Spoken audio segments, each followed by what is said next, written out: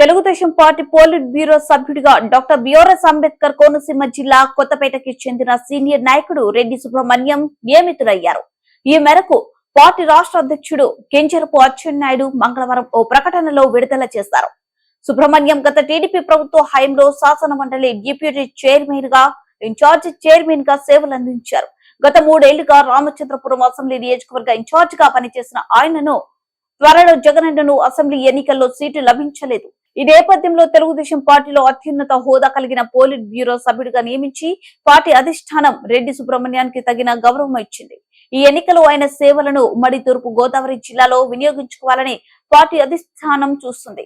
Polit bureau సభ్యుడిగా సుబ్రహ్మణ్యంను నియమించడం పట్ల ఆయన వర్గీయులు హర్షం వ్యక్తం చేస్తున్నారు.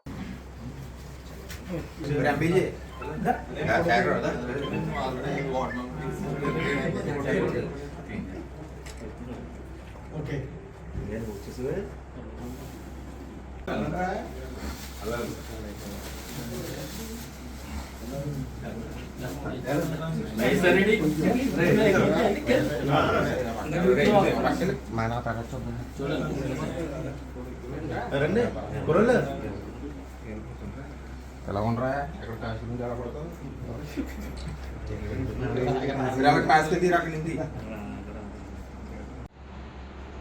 ఈరోజు తెలుగుదేశం పార్టీ అధినేత మాజీ ముఖ్యమంత్రి వర్యులు, రేపు కాబోయే ముఖ్యమంత్రి వర్యులు నారా చంద్రబాబు నాయుడు గారి యొక్క ఆదేశాల మేరకు రాష్ట్ర తెలుగుదేశం పార్టీ అధ్యక్షులు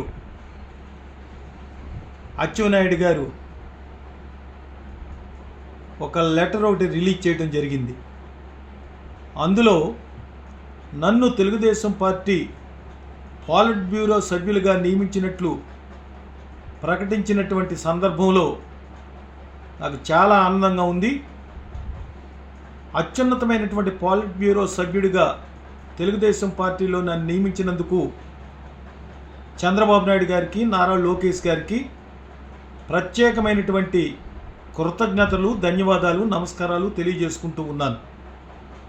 నేను గతంలో కూడా జిల్లా స్థాయిలో ఉపాధ్యక్షుడిగా, ప్రధాన కార్యదర్శిగా పనిచేశాను.